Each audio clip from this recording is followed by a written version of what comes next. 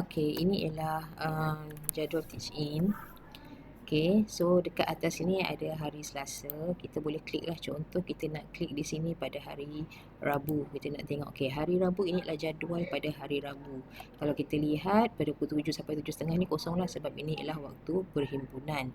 Okay, katalah kita nak buat sini pada hari Isnin. Jadi contoh Cikgu Syukriah yang tidak hadir, kita klik tidak hadir. Okay, tapi dekat sini nama Cikgu Syukriah ni ada dua, sebabnya kelas yang sama. So kita hanya klik pada satu sahaja. Okey, dan kemudian okey, sabar ini okey. Baik, contoh okey, katalah ni Cikgu Laila sedang guna ni. Okey, hari Jumaat kan. Siapa guru ganti yang kita nak masukkan dekat dalam ni?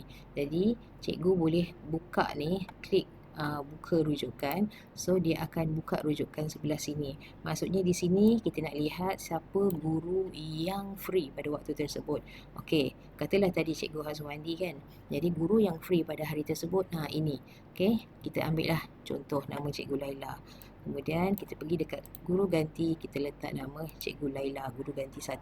Baik, apa dia guru ganti 2? Guru ganti 2 ni contohlah Cikgu Laila dia ganti kelas ini, tiba-tiba dia diperlukan di pejabat. Maka mungkin ada orang lain yang menggantikan dia di sini.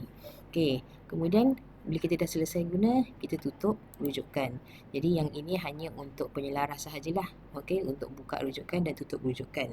Okey, untuk cikgu akan melihat yang paparan inilah. Cikgu carilah nama cikgu dekat sini kan, tiba okey, oh Cikgu Laila ada pukul 7 sampai 7.30. Baik, kemudian kita lihat kepada record. Okey, dalam record ini mana dia punya ni, sekejap okey.